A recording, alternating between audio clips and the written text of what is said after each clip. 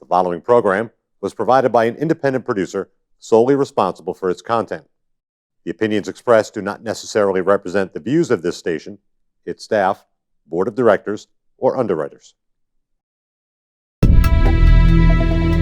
My name is Jasmine, and I am a recovering drug addict. My name is Richie Farrell, aka the Old White Junkie. And we are your hosts for Exit Team Nashua. Our mission is to bring recovery into the living room. Last year, over 72,000 Americans died of an accidental overdose. That's almost 200 Americans every single day. We will bring you guests with real-life experiences with addiction and recovery. Welcome to Exit Team Nashua. Hi, welcome to Exit Team Nashua. My name is Jasmine, and I am your host. I'm very excited to be here today with you and to share time with you. I'm really excited for today's guest. We're rolling out 4 shows today, which is awesome. We have 4 people who are really invested in their personal recoveries and really invested in helping the community. And, as we know, I get up here and I rant and rave a lot about like dislocation theory and how the opposite of addiction is connection, and how we really need like more people out there helping one another. And the 4 individuals that we have today, truly are a pillar of doing just that. I'm also just really excited to be in studio. It's been a little while since I've been in studio. We're only coming in studio now about once a month. So I'm excited to be here. I can't wait for COVID to be over so life can return back to normal, if that's ever a thing again. But today's guest is my friend Joey. Joey, tell me a little bit about yourself. My name's Joe. I'm in recovery. I am 25 years old. I come from a very small, secluded area in Maine. And yeah, I tried to get sober when I was really young. I was 19 when I first went to treatment, and wasn't really in the cards for me at the time. The thing about me, I think that is hard is I come from a very good family, and I come from a family that all do very, very well in life. And I always, for so long, felt like a black sheep. Like, I played football for a very long time in my life, but that was like the only thing I held on to. Like, I'm somebody that I realized with myself that I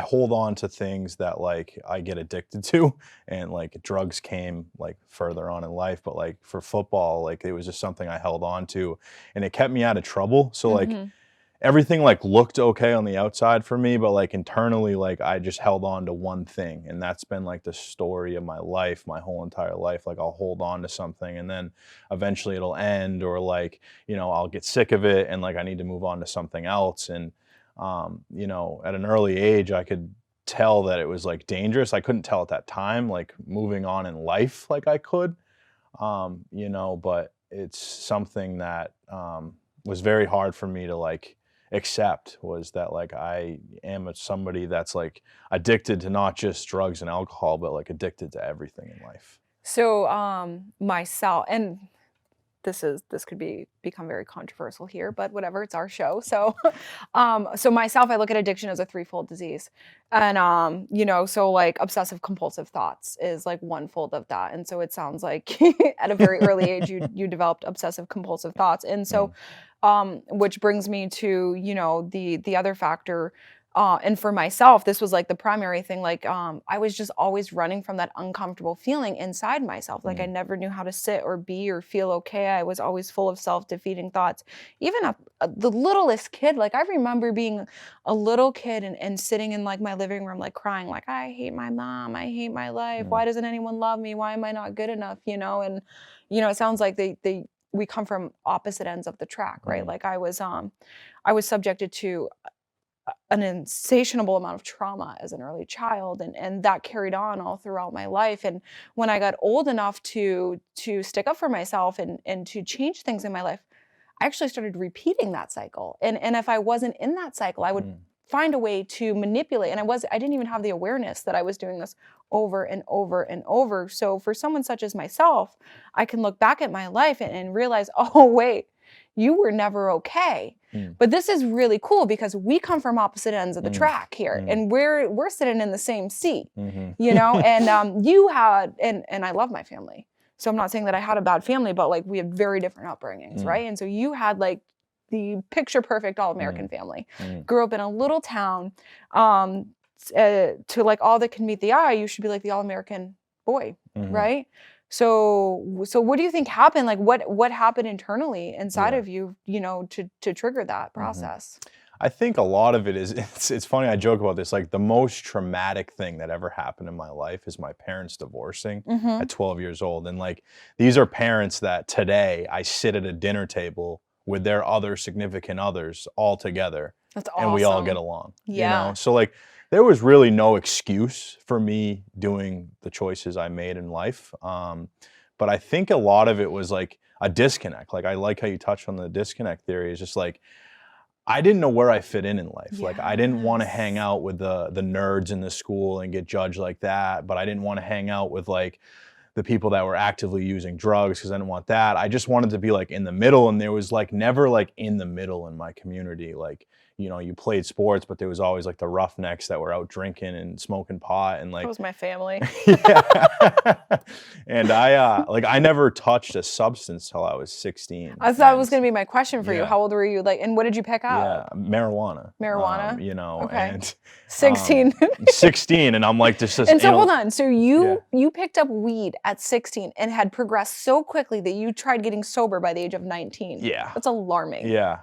Okay. It was very scary actually, because it was like I picked weed up and like I fell in love so quick that it like literally took over my life. Like football like hung on because like I loved it so much. So like I always made sure like in the spring that my grades were up so that I could play football in the fall.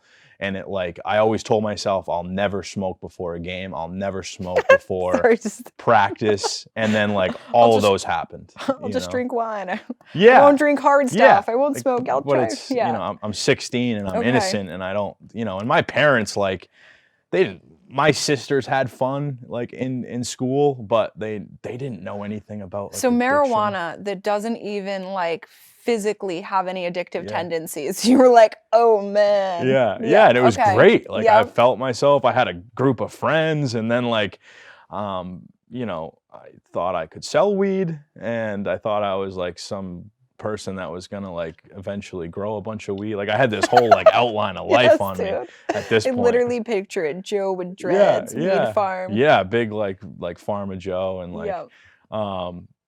and it just spiraled quick. Like eventually I started drinking. I was gonna say, because I've seen, and I was actually gonna ask you to bring the photos Mm-hmm. for the audience, and I got sidetracked with the work today, and I didn't. But I've seen pictures of you overdosing in the Mm-hmm. hospital, and you know they were pretty scary. Yeah. So progressed very quickly for you. What did that look like? It looked like my senior year was really when it progressed. Like football ended. I remember like I can go back to like my football team went to 2 Western Maine championship games.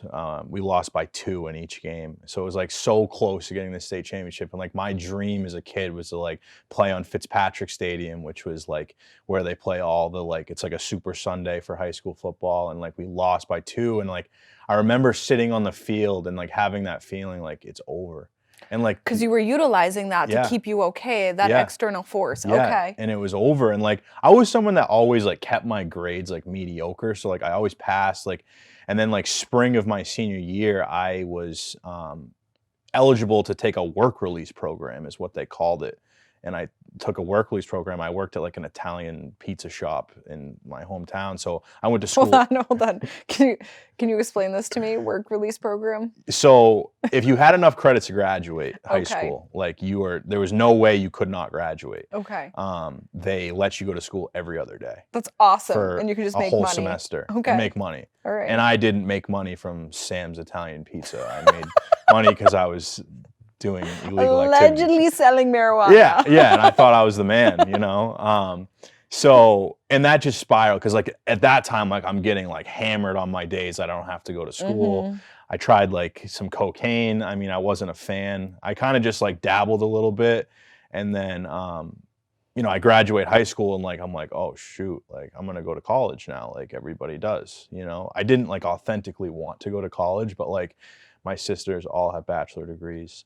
You know, my parents are successful, So you felt like you should fall in line. Yeah, follow like suit. I was put on an expectation, like it's what my parents were like, you can have fun in high school. We understand that. Like most kids nowadays do have fun in high school, you know, but some move on and grow out of it and some don't. And, you know, that was me. And, you know, it was powerful for me because like I lasted 2 weeks in college. Like, Okay. literally 2 weeks. What I was happened? like, I watched a lot of my friends that were a year ahead of me drop out of college after a year because they just drank and didn't take it seriously and they owe all this college debt. And like, I think it was me making an excuse that I couldn't do it. Yeah. And, you know, because a storyline for me is like, I'll work hard for something that gives me instant like results. Like if you tell me, Joe, like go work 8 hours right now and I'll pay you $300, like I'm in, let's go, you know? But if you tell me that I have to like take steps or I have to like, it's going to be, you know, if you stick in this college for 4 years, your life's going to look like this, you know, you're going to be successful, you're going to make good money, you're going to be married, you're going to have kids. Like, I'll be like, I don't know, you know, I don't want to put that work in, you know? So I ended up, you know, dropping out of college and that's when it got bad. At this time, you know, the opioid epidemic was just rampant in my hometown. Where did you go to live when you dropped out of college? I went back home. Back So home I'm to your back parents' in house? Western Maine. Yeah, actually I got my own apartment You got with a your- friend. okay. All right. And I'm not somebody, you know, something kind of crazy about me is I'm not somebody that tried any kind of like pill form of an opiate. That was kind of beyond my day, you know. Yeah, you're just like, cool, here's some dope. Here's some dope. Like my first time I tried it. Well, I that's like remember. what it's like, you know, like when I'm aging, I'm 36 now. Yeah. But like it started with like Percocets and then the Oxycontin came around, then the Opanas came around, and then it was like, oh, hey, here's heroin. I've never seen an Oxy 80 in my whole entire life. Just wasn't You're just missing there. a bunch of ruined t-shirts. Yeah, you know, and I remember trying it for the first time, hated it, absolutely hated it. Puked, nauseous, started picking up cigarettes. I'm like, I don't do this. Like, this is weird, you know? And I tried it, and then like my great thinking, you know, that's got me so far in life, dropping out of college and, you know, just everything in between, was like, I'm gonna try it again. You know, and that was it. That's the story of my life. Your sense of ease and comfort from football had been taken from you. Your hopes and dreams of going to college and, you know, that like fantasy that we chase is gone. And so there's just heroin to comfort you. Yeah, and I think like the thinking that I'm never going to be as good as my family, which was like nothing to do with them. Like it was all me and my own like fear and insecurities of like, I can be whoever I want to be, you know, like it doesn't matter what they do or how much money they make or who they're married to or how happy they are. Like I have to find happy like with me. You know what I mean? They don't care about what I do in life as long as I'm happy. Did they care that I was actively using heroin? Yeah, like because that's not being successful and being happy, you know, and that's when they stepped in and they have literally been amazing through this whole process with me. So what happened? Like, how did you, like, because you went to treatment, right? Yeah. So how did you go from being a college dropout to using insatiable amounts of heroin to like having your own apartment to treatment? So, I mean, I got a decent job. I thought it was a good job. I worked for Pepsi beverages, and I mean, Dude, I I made love like Pepsi. $18 an hour. I'm going to offend a lot of people here. I prefer Pepsi over Coke. So at, you know, 18, 19 years old, I'm making $18 an hour. At that time, it was decent money. I mean, for honestly, someone today my that's age. still like a pretty fair you know, wage. and like I thought I was like the king because I had a great job and blah blah blah blah, and then like I had a good savings, and then I met heroin, and then goodbye bank account. You know, and my mom found out very quickly, and this is kind of where it like changes. Is like I have a sister that lived in Miami for 8 years, and as we know, like Florida is the rehab capital of the world, and you know, I had good insurance and I was sent down there. Got that PPO? Yeah, I got that PPO, you know, and they're like, yeah, let's go. I'll get you on a flight tonight. And I didn't know. Like, I went down there and like, You're like, hell yeah, palm I felt trees. great. Like, yes, of it course was you awesome. did. Like Wednesday, Physically, I felt fine, I believe is what the literature says. Yeah. I think our spiritual group was on Wednesdays, and it was like, we go to the beach and have pizza. It's like, oh, this is awesome. Hell you know? yeah. 19, like living the dream. Yeah. Like I'm in a rehab though. Like that's the moral of the story is like I'm a big loser like in treatment, you know? I had a good time in treatment in Yeah. Florida too. Yeah, yeah, it's a great time, Yeah. you know, but Mhm. the first time in my life, like since 16, I've been sober for 30 days off everything, you know, And and how old were you? 19, 19. Okay. and I remember like leaving treatment and like how Coming sick to back coming to the back to north part Maine. of the Yeah, so country. Okay. my mom came down to Florida and stayed with me for like 3 days, and we hung out down there for 3 days, and I'm like on Facebook saying like, "Oh, I'm 30 days clean," like #blessed, and like, you know, all this stuff, and like I You tattooed the Serenity Prayer on my back, and like I thought I was like just all set. you Like, convinced mom to let you come home. yeah, yeah. Mom Well, needed. mom didn't know anything, you know. Mom Yep. did no experience with treatment. She's like, "Oh, he went to treatment for 30 days. He's good now. Cured. He's cured." But Yep. I don't bark up that tree with like parents now where it's like when you have no experience with this, you don't know anything else. Oh, I do. And this was at a point where the epidemic was just starting, so like we were still figuring out like the hoops of it all. Mm-hmm. And like, you know, they said I could stay down there, but I was like, no, I want to come home. So I hadn't really put a huge burden and pain on my family yet. Mm-hmm. Keyword yet. You know, so like I was 2.5 months into an addiction and my mom sent me to treatment. Yep. So I remember getting on the airplane, coming home, went to an AA meeting that night and got high that night. And I thought I would switch up. I went to Percocets. So I found some Perc 30s and said, I'm not going to do heroin anymore. 'Cause heroin's bad. Yeah. Yeah. So, I mean, that cycle goes on for the next, you know, I was 19. I got sober at 23 and a half. So just the next 3-4 years, just the same thing, like in and out of treatment. I went to 7 inpatient treatment centers. You know, it just got worse. The pain with the family got worse. The disconnect there. Because addiction, you know, Yeah. I mean, active addiction is definitely like a lonely place to be, but believe even in like untreated addiction and alcoholism, like it's very lonely. You know, Very you can be in lonely. a room full of, and Yeah. I can tell when I need to work on my spiritual condition because like when I'm in a room full of people and I'm in my head like, oh, like questioning if I'm good enough, should I say this, should I not? I'm like, whoa, Yeah. you need to get your alcoholism in check right Yeah. now, dude. Yeah. So it was difficult, you know, it was just a vicious cycle. And like my mom just enabled me, but she didn't know, she loved her son, Right. you know, like she did not want to lose me and she thought she could protect me. And, you know, she gave a drug addict like me the best things that you could ever do, a roof over my head and food in my stomach. And I Heck had yeah. to figure out how to get high. And I definitely could figure out how to get high, you know, and until she had enough, you know, she started like my Did you go to mom. Al-Anon? She did. My mom runs Yee. a Naranon meeting. That's like on her own, awesome. which is pretty remarkable because like that's where she got better and she realized like how bad she was actually like involved in my life that was actually killing me. You know?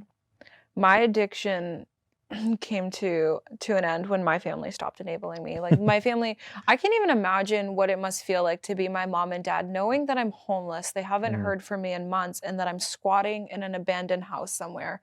The day that my mom came and picked me up, like there was just I remember my hair was matted together because I hadn't showered in God knows how long. There was like a kiddie pool outside filled with mold that like we would wash up in sometime, but it had like allergies, and that's how I was living my life. Like as a parent, like I imagine you just want to run in and rescue them, but my family had finally had enough. That and I sustained that way of life for a very long time, you know, until I tried taking my own life because I didn't think getting clean was an option. Yeah, and then you know the fentanyl just started running rampant, and you know because I was always someone that was like, listen, like I haven't overdosed yet. I haven't. What's your zodiac sign? I'm a Leo. Okay. Yeah. All right. So August, baby. Okay. All right. I think that's what a zodiac sign is. Okay. But yeah, so on came the overdoses, you know, and then it started really getting real. Like I was, you know, my stints of, you know, on a run were very short until like this last time. Like I remember the last time I got high, like I remember where I was, what I was doing, like very, very vividly. And like I remember this time being in a hospital bed after my 4th overdose and being alone. Like my mom wanted nothing to do with me. My dad was just fed up. They loved me unconditionally. I feel like loving a drug addict must be one of the most painful experiences. Like if you go, it's harmful. And if you don't go, you suffer, no matter what you suffer as the parent. And it's just like my sisters, like even my sober friends at this time that I met through like, you know, getting sober were like, dude, you're going to die. Yeah. Like, we don't really want anything to do with You right truly now." became the unwelcome hanger-on.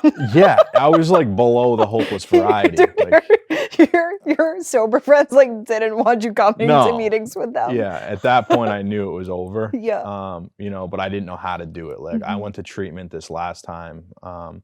I got sober June 15th of 2019. Dude, I had a sobriety date June 15th once. I didn't stay sober, but that's crazy. Yeah, so Hold on, June 15th when? Sorry. 2019. Okay. So coming up on 2 years. 2 years, this summer. awesome. So And you're 25? 25. Okay. Yep. And I remember like being in treatment the first day, and like I was so lost and broken that like I was okay with dying, Yes. but I was too scared to like commit suicide. And I was in the middle of just like, all I could remember is like the EMTs just like, "Joe, you're awake, like you overdosed." And I was just like, come on, like, why am I still here? Yep. You know, and like I kept waking up, and like for me, like that's where like God was like in my life, because he had a plan for me. You know, my mom has told me, like, she has all those cheesy like signs hung around her whole house that says like God has a plan and like live, laugh, love, and like all these things. And she's told me since like I was like, you know, was old enough to talk, she's like, God has a plan for you. All right, I have a question. Yeah. In any of your overdoses, did you have like any crazy kind of experience Oh, to yeah. like prove that there was afterlife or something? Yeah. So when I woke up from my terrible one, I told my parents, Celie is watching me. Celie's here. And Celie was somebody that died like 6 months prior to this. Like, Is it like before a this. family friend or something? Yeah, family friend, very close. And like, I thought like everything was crazy. I thought I was being dropped off a helicopter, like just some crazy stuff. And like, you know, it was really eye-opening. I wish I could say that was the last time I got high. I had one more a month and a half later, you know, and then that was it. But I can still vividly remember some of the things I was thinking about. And All my overdoses, it was just jet black. yeah. Nothing. I didn't see any white light. Didn't Yeah. see anything. I don't know you what know? I really Yeah. saw, but I remember saying his name when I woke up, and like my Yeah. parents were just like, "Oh my God." Like, I never had any, because you hear about people who like Yeah. have these crazy experiences, and I'm like, I've never Yeah. had anything Yeah. like that. Yeah. I just wake up to EMTs, dude. We're Yeah. in the hospital. yeah. Mhm. So like the big thing that changed this time was just like, I cut the cord with my parents, and like I really tried to do this on my own. And Which is huge. know, You really have to do it for yeah, you. yeah. Mhm. And I, you know, moved to Massachusetts, which is not like me, very uncomfortable. I knew nobody, Mhm. you know, and to think like where my life is today compared to where it was, you know, a little over a year and a half ago is just crazy. You're completely you know? self-sufficient. Yeah. Yeah, Yeah. you take care of yourself. You're like a pillar in your community. You help a Mhm. lot of men, right? Mhm. I've had the honor and privilege of working with you, so I Mm. know that you are full of passion. Mhm. I see that you have like a spark about your soul that others Mm. are attracted to. Mm. I noticed that immediately when we first started working together, Mm. you know, which to me is God's grace. Mm. You know, that fire that burns within us, that's God, you Mm. know. So tell me about your life today. Yeah. So, I mean, I have the gift to be able to work like in treatment, which like at first was like really overwhelming, but now I'm like really starting to love it. Like I love seeing like the light come on in other people, and Yeah. like, you know, get connected and like getting back in their family's life, because I was so disconnected from my family. And like I don't mean like talking, like I can like have an adult conversation with like any one of my sisters today, and like any one of my my parents, my step parents, like literally can just have a genuine conversation about life. And like it doesn't have to be about me, or that I have to leave and go do this. Like, and I want that for people, you know, because that's what life's about, is just like having like these relationships and being able to do whatever you want to do. Like I can go anywhere I want in life, and like know that I'm going to be okay no matter what, and have like the connections that I have in life is huge for me, you know. And like I love people that come in that are just torn apart. Like I know it's bad to say, like, but like that's where you have to be, because I was Yes. completely miserable when I first got sober. And Being like into submission, man. I was miserable Yeah. for 6 months, and then COVID hit and I got miserable again. You know? It's still COVID. Yeah, you know, and then like it finally was just like things started clicking, like life got better. Like, but I think it's so like pivotal to hang on, like when you're you know, early Yeah, dude, on. recovery is wavy, man. That's what I Wavy, always say. very People are always like, wavy. how are you doing? I'm like, riding the Yeah, waves, dude. yeah. Literally, I just like, just a couple weeks ago, I went through like such an emotional roller coaster, dude. I wanted to run away. I wanted to abandon my Yeah. life and leave Yeah. it. It's like, Yeah. you know, and it Yeah. just turned out, oh, I just needed to do Yeah. some internal work and now Yeah. everything's better, you know? Yeah, it's Um, been great. Like I'm transitioning out of sober living now, which I did not intend. I intended to come to Massachusetts for 1 to 2 months and go mhm. back to Maine, and it's been 20 months in a sober house. And you know, and now I manage a house, and you know, now I'm transitioning out and getting an apartment, Mhm. which is like unbelievable. I've never actually like signed a lease for an apartment in my life. Like it's Yes. like I've always just like moved in with a friend that had a place, and he charged me $400. It's so cool. I went to H&R Block today to Yeah. get my taxes done, and they were like, "Oh, you've been here before." I was like, "Nope, Yeah. first time officially filing my taxes." Yeah, so it's awesome, you know, and like now I'm trying to give back to like my hometown and like, you know, do as much as I can because like people helped me there as much as I didn't think it. Like I got in some trouble up there with the law and stuff, and like these it's such a small town that like everyone up there like knew who I was, and they're like, this kid is not this person, you know, and they're trying to help me as much as they could, you know, and like there's people up there right now that are sober that like spread the message up there, and it's like nice, like people call me from up there, and it's just like they just want to talk, and it's just Yeah, like, I've seen some wow. of your Facebook stuff like basically almost go viral, man. Yeah, I'm like, damn, Joey's got a big following. Yeah, I mean, yeah, it's such an epidemic up there that it's Yeah. just like people just have no idea what to do, and then like we're from this like little small community, so when somebody So everyone's like, sees "Oh my something in New god." Hampshire, they're like, oh my God, he's in New Hampshire, you know, and it's like, yeah, stayed over. Cool. But Well, thank you for coming on the mhm. show. So there are, there are all different kinds of followers that we have on the show, and this gets, published all over different social media sites. So there are family members that watch this. There are people who are suffering Mhm. with addiction that watch this. There are people who are in early recovery. There are people who are in long-term recovery. And I guess basically what I want to ask you is like, for anyone who's suffering, what would you want to say to them?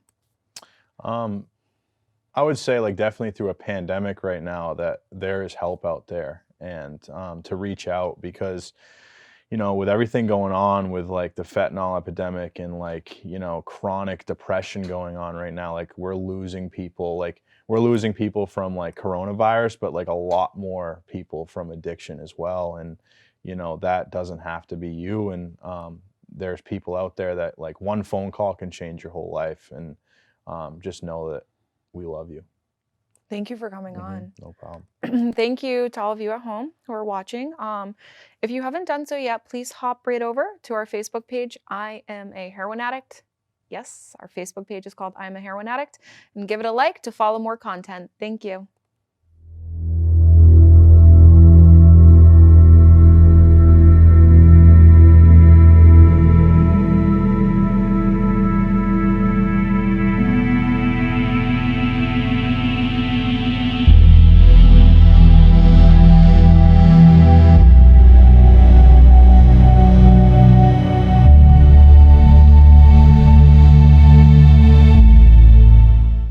The preceding program was provided by an independent producer solely responsible for its content. The opinions expressed do not necessarily represent the views of this station, its staff, board of directors, or underwriters.